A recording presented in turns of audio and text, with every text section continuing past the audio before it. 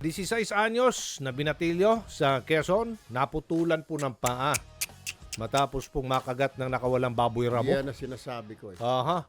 Mula pa sa kabilang barangay, Kita mo? ang baboy ramong yan, naalaga ng isang retiradong pulis. Oo.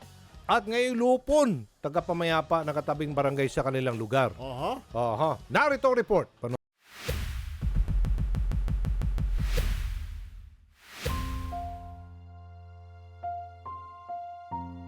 Mahirap ikwento yung paano mo siya nakikitang naglalakad. Siguro alam ninyo kung ano ang nararapat sa bata. Mula pa sa Quezon Province, tumungo ang ama ni Aldrin sa ACT-CIS Party List Action Center para humingi ng tulong dahil sa sinapit ng kanyang 16 na taong gulang at panganay na anak. Naputol ang kanang paa ng kanyang anak noong ika-6 ng Pebrero matapos umalpas ang baboy ramo na pagmamay-ari ni Ireneo Villasanta na isang retiradong pulis at ngayon ay isang lupon, tagapamayapa ng barangay Talolong sa Lopez, Quezon. Mula barangay Villamonte, umabot ang nasabing baboy ramo sa kabilang barangay kung saan naninirahan ang biktima. Pagdating ko sa bahay, yung baboy ramo, inaaway yung baboy ko na nakatali. Inutusan ko ito. Ang sabi ko ay, Totoy, bugayin mo nga yung baboy ramo na naman nakatali. Sabi ko, diyan, huwag kang lalapit at yung matapang, magdala ka ng kung anong madala mo para pamtaboy. Nakagat ng ilang beses ng baboy ramo ang anak ni Aldrin at humantong sa punto na kinakailangan ng putulin ang kanyang kanang paa dahil sa nangyari. Noong mga unang pag-aarap sa barangay, nagkaroon ng kasunduan ang dalawang panig tungkol sa gastusin sa pagpapagamot ng biktima. Dahil hindi nagkasundo sa pangalawang pag-arap at hindi pagsipot ni Mang Ireneo sa huling patawag, dito na naisipan ng pamilya na magpasaklolo sa aming tanggapan. Sa kadahilanan kung hindi siya tumugon dun sa aming kasunduan. May kasunduan ho kami nung uno na magbabayaran dun sa kulang. Grade 11 ho. Ay gusto ko niyan ay yung tulungan siya pang habang buhay niya at hindi na siya makakatrabaho ng trabaho niya na. Anong magandang itulong nila dyan? Yung mapapagkitaan niya habang buhay. Panghabang buhay na yung paa niyang yan ay.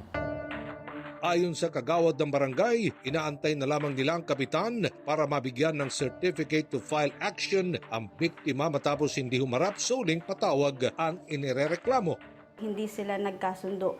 Kumbaga itong pangatlong patawag sa barangay, hindi po natanggap at walang receive yung pinadalang sulat na galing Buyakanin sa Villamonte. Yun po yung pangyayaring yun. Sa pag-iikot ng aming team sa lugar ng biktima, nabanggit na iba pang mga residente na madalas na makawala ang nasabing alagang baboy ramo. Daming perwisyong ginawa nung sa aming baboy na yun. Yung ampalayan nitong aking kapatid na bago pa lang namumunga, inubos yung mga tanim ng nanay ko. Talagang winalanghiya ng baboy na yan. Yung pong aking anak, hinabol din po ng baboy damong yan. Talagang parang naghalbot lang ng kuko. Pag nakakaalpas po dito, nakahabol po siya ng bata. Sa barangay Talolong kung saan naninilbihan bilang lupong tagapamayapa si Mang Ireneo, umarap siya sa amin at doon mariin niyang itinanggi na kanyang iniiwasan ang responsibilidad sa biktima. Yung schedule ko lamang ay hindi ko na rin maiiwasan. Pero hindi naman ako natanggi sa mga usapin. Dagdag pa niya, nakapagbigay siya ng mga paunang tulong sa pamilya ng biktima para sa pagkain at gamutan nito.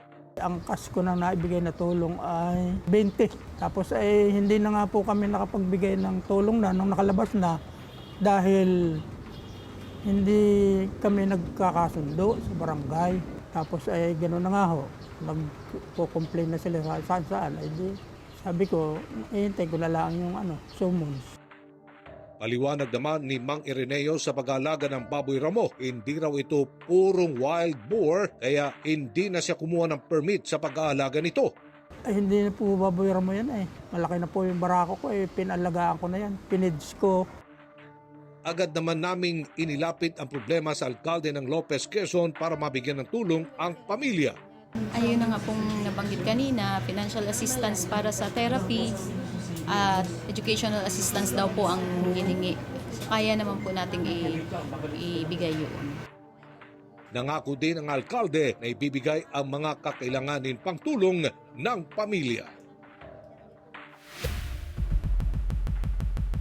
Alright, ang update dyan ay makikipag-usap na matapos natin ilapit kay Mayora, makikipag-usap na yung may-ari ng Baboy Ramo na ibigay pa ang ibang pangangailangan ng bata. Dapat lang. Alright, Benatilio. At ipapatawag ng LGU may-ari ng baboy at ang pamilya ng biktima.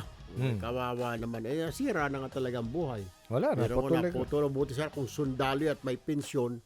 Wala namang pensyon yan. Tsaka yung baboy, kinatay na. Kinatay na. Sus Mario Josep. Dapat matagal na. Dapat kasi hindi naman sila nag-aalaga yan.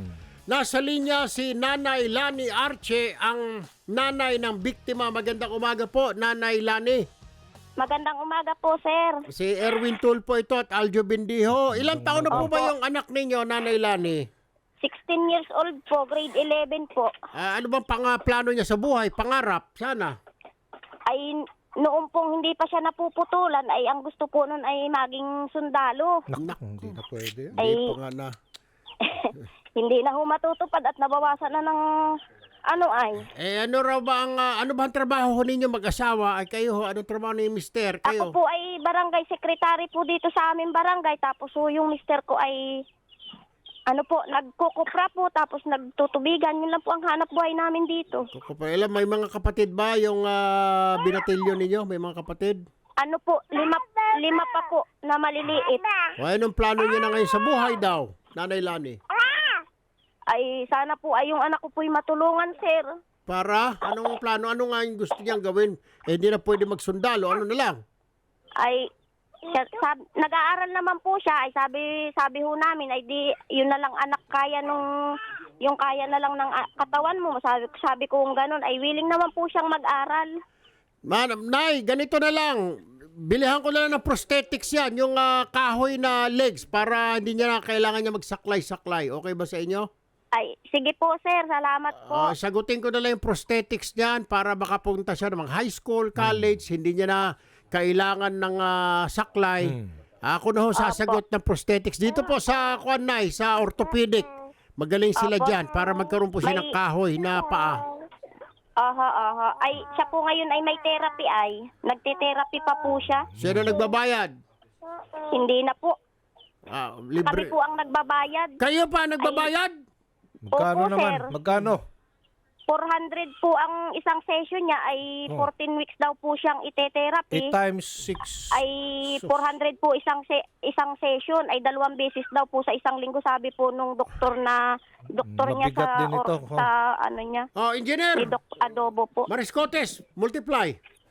400 times 14 Wala ibang alam nito. is equals Alam natin ito, equals to? Ha? 2 session po siya sa isang linggo ay Martes po, sir, at saka Webes. Magkano yun? 400. Magbibigay din ng LGU. Tutulungan daw kayo ng LGU, Nay. Si Sir Erwin ho, na ito na po yung mister ko galing ho pag nagkukupra po ay ngayon. Ayun na lang kaya ako napatawa kasi nga tutulong kami. Bibilang ko ng legs siya na prosthetics. Alam niyo ho ba yon? Para hindi na siya nakasaklay, kundi lalagyan po ng kahoy ang kanyang legs para pag ka-high school niya, college niya, makakalakad kahit papano. Hindi na siya nakasaklay. Marami naman ho tayong kababayan mga ganyan. Mga sundalo na tinamaan ng mga bomba na may kahoy. Medyo ika-ika lang ho siya. Pero at least, parang kahit papano, nabalik sa normal ang kanyang pamumuhay, Nanay Lani. Ano po? Opo, sir. 11,200 kong. 11,200! Wala pang kayo natatanggap na 11,200, Nay? Wala pa po, sir.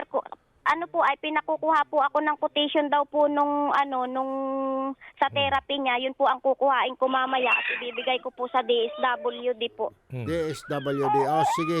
DSWD dyan sa Quezon, ano? Opo, sir. Sa lumapit kayo, sabi mo, lumapit na po kay Kong Erwin, sabi niya, tutulungan niyo na kami magbayad ditong therapy. Ano po? Gamitin niyo ang pangalan ko doon, ano ho? Opo, Tapos sir. pag may oras po kayo, pasyal ho kayo sa Maynila, pasukatan ho natin ang prosthetics yung anak ninyo ng kahoy na binti. Ano po? Opo, sir. Ay, paano po kaya po, sir, yung sa kaso po nung anak namin? Yung pong kung kami po'y magdidemanda na? O, demanda nyo. Ay, demanda nyo. Tutulungan namin may abogado. Tuloy nyo lang. Sige. Sige po, sir. Alright. Salamat Pero po. yung pangako ko, yung prosthetics, yung legs ng anak ninyo na kahoy, sasagutin na lang ho namin. Ano po? Opo, salamat po, sir, ng marami. Alright, Nanay Lani Arce. Maraming salamat din.